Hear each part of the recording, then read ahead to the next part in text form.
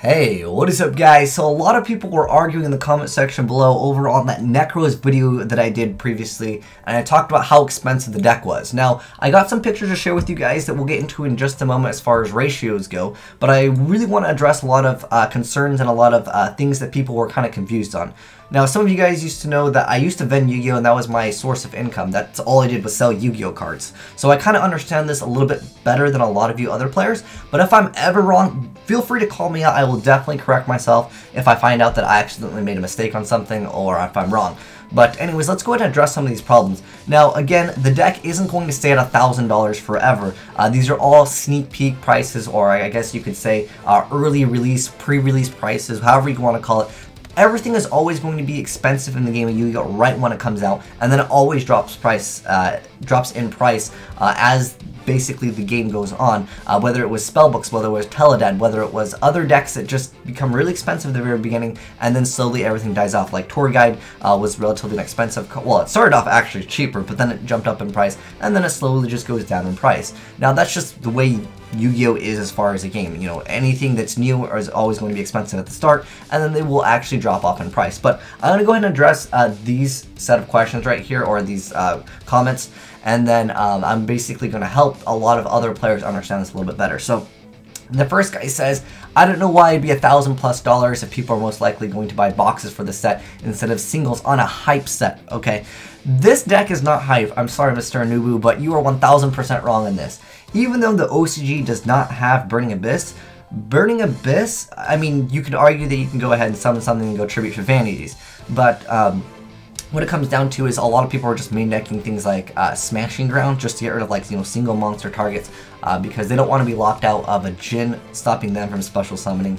And basically, if you go ahead and banish one card from the grave, one card on the field, and one card from their hand, Burning Abyss is going to be significantly put behind because banishing is basically the only thing that's going to really ruin them. Whether you send things to the graveyard or destroying them, they're going to get, you know, some free advantage, or they're going to be able to use it later on. Whereas banishing, they really get screwed over by that. And in the OCG, the deck got hit pretty hard, and it's still the most relevant deck. So we're going to have 3 Preparation of Rites. We're going to have 3 copies of cards that they can't play 3 copies of, and they're still doing good with the deck.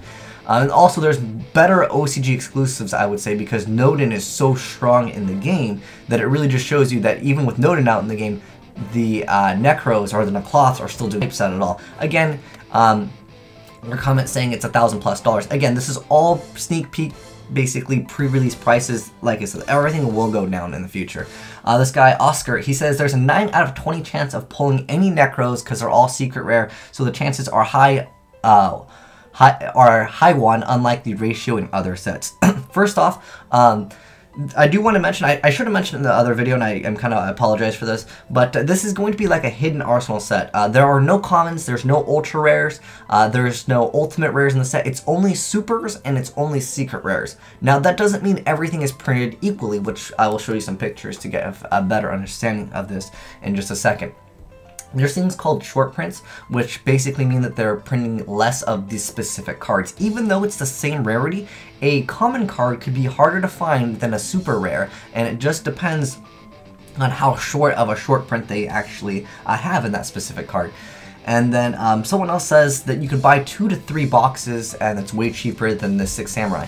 So basically, what he's trying to say is that if you buy a few boxes, you should be able to get everything in the set, and you should be able to build the deck. There's a lot of people that actually have the same comment, that's why I put it up here multiple times. But what happens is, again, it comes down to short printing, and even though there is 20 secret rares in this entire set, and you get 24 booster packs per box. Someone actually mentions that you get 34 in a box. He put a question mark, so maybe he was unsure. Or Felicia Day, man. Okay, so basically it says on the box here also that there's 24 packs per box. So you're thinking, okay, I get 24 secret rares, and there's 20 secret rares in the set. That means I should probably get 1 of each secret rare plus 4 additional, right? No, that's not how it works in the game of Yu-Gi-Oh! Again, it all comes down to short printing stuff. And then this other guy says you can buy 2 booster boxes. So what we're going to do, guys, is I really haven't bought Yu-Gi-Oh! Cards in a long time as far as on the primary market, which is basically sealed stuff. I went ahead and bought 3 boxes. We're going to open them, and then we'll test this out as far as all your guys' logic on here. But this guy says you can buy 3 boxes, and you'd have everything and load of Vanity's Emptiness. And the guy took the hype price to the 9,001th level. That's just how it is in the game of Yu-Gi-Oh! in basically pre-sale prices, they're always going to be really expensive. Now, sometimes, okay, it's very rare that you'll be able to actually profit actually off buying cards that are expensive during pre-release, and I'll kind of briefly go into that. But basically, you guys get the idea. People are basically arguing, saying that I'm super wrong, I don't know what I'm talking about. That's just how Yu-Gi-Oh! Is. A lot of you guys just might be newer to the game, and this will basically give you guys an idea of, you know, what to expect in the future. It's just part of the game of Yu-Gi-Oh!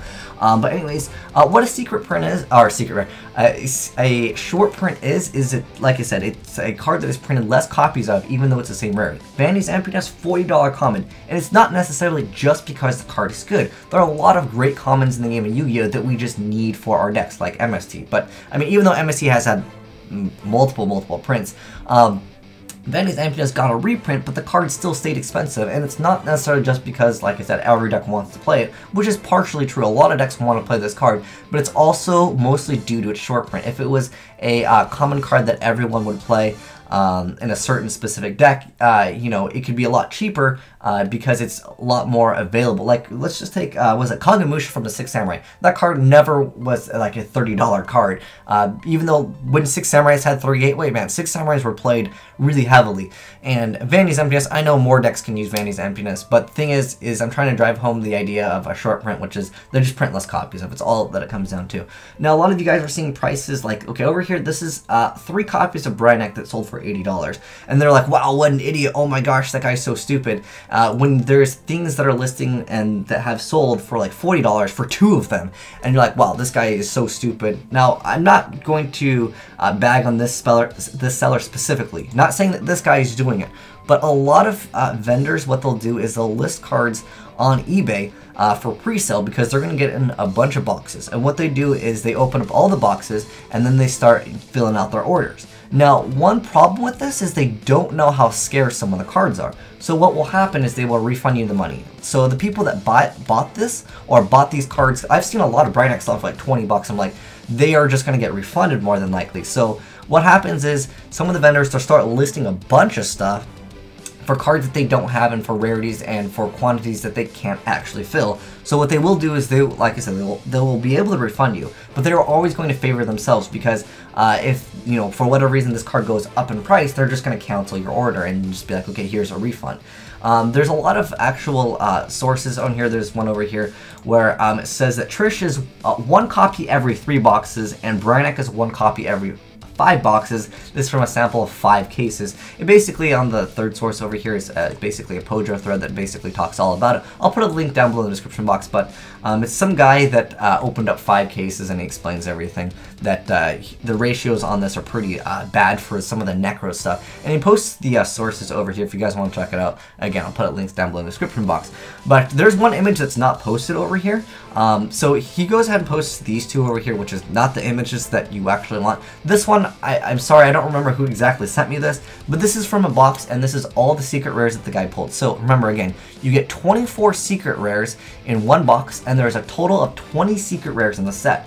And there's 0 Brainiacs, and there's 0 of the Trishulas pulled. Now, you don't have to play, you know, 3 Trishula, you don't have to play 3 copies of a lot of stuff in the deck. I'm pretty sure you want 3 copies of Brainiac because that searches up basically everything. Even though Unicorn can add Brainiac and then you can go off from there. And you have 3 preparation right, so you can get away with a little bit of different stuff in the TCG, but you can see what this guy's actually pulled over here, and it can give you, like I said, an idea of the ratio. So it seems like there is going to be an abundance of the Yusen juice, so if you're interested in playing that deck, again, this is only from 1 picture that the guy posted, and this is definitely from the original source because we haven't found it anywhere else, and I haven't seen any more pictures, but this is the picture that you guys won't be able to see. Again, I don't know where I got this picture. It's just not in the source over here. But I'm pretty sure it's from the same guy because you can see like the mat over here and you can see the guy's like cup in the top right corner. But anyways, as far as the super rares go in the set, it's kind of interesting that they are, they have some of the Gishkis. I know Gishki Chain was coming here, but I don't know like the Gishki Vision and Shadow were coming in here.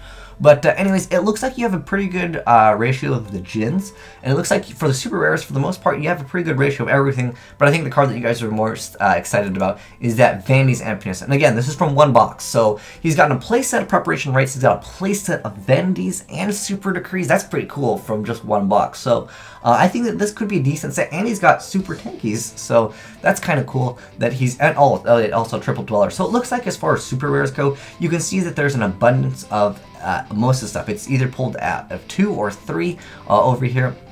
There's 1 Necro Garden, but I don't think anyone's like, oh man, I need some Necro Garden as us. But for the most part, you can see that there's 2 or 3 copies of most of the stuff. So I don't think they really short printed any of the vanities from this example, and the guy didn't mention anything really about it. But as far as the supers go, it looks like there's a pretty good ratio. We'll talk a little bit more about individually, like what are the best cards out of this set, because it all comes down to what the ratios are. So again, guys, that you guys commented, I appreciate that you guys trying to help some other people. I really do. And if I'm ever wrong on anything, let me know, and I will definitely correct myself on this. But like I said, when I said the deck was gonna be $1,000, I even mentioned in the video like it's gonna be like $500. So it's anywhere from like $1,000 to $500 at the start of it. Of course, like I said, in the future, the prices of the deck will go down. And we'll be testing out that strategy a lot of you guys had, which was if you buy 3 boxes, that's technically 60, that's actually, no, that's, I'm bad at math, whatever. That's 48, whatever 48 plus 24 is. That's that many, it's that, hold on. Let's get out the calculator over here, because I'm bad at math. All right, so you get 24 packs, and we're buying 3. So we get 72 secret rares, and there's only 20 in the set. So you're thinking, oh, you gotta be pulling at least like 2, maybe 3 of each one, and you should be good to go. But again, guys, it all comes down to ratios as far as short prints. So I hope this helps you guys out, and it clears up any of the confusion that you guys had as far as maybe your concerns on actually buying the booster boxes. Oh, okay, just as a heads up, buying single cards will always be cheaper than buying boxes and boxes of cards if you specifically just want to build the deck and you don't really care about the extra stuff that you get in the boxes. Sometimes, yes, you can profit off of buying the boxes and selling the other cards, but like 99% of the time, I should say, actually, is that it'll always be more efficient if you just want to specifically build the deck to buy singles. And again, like I said previously, if you see a lot of cheap stuff on eBay or other websites even do this. I've purchased multiple copies of BLS from, because I don't know if you guys remember, BLS was banned at one point, then it became legal. I went onto multiple sites and multiple places to buy BLSs, and then what happened is, because they're like, oh, we're gonna actually lose money, we can actually sell these cards for way more, cancel all the orders. I know it's a scumbag thing to do. I've never done it as a vendor because I only basically sell in real life. I didn't have a website when I sold Yu-Gi-Oh cards, but yeah, so just keep in mind that when you see these really cheap prices on different websites, it's for quantities that they don't actually have, and they will cancel your order if they just either can't meet the quantity or they know that they can profit off the game more by selling it for a much higher price. Like I said, it's a scumbag thing to do. Welcome to the game of Yu-Gi-Oh! But anyways, thanks for watching, and like I said, I hope to clear some of the confusion that you guys had. Azneyeswhite signing out.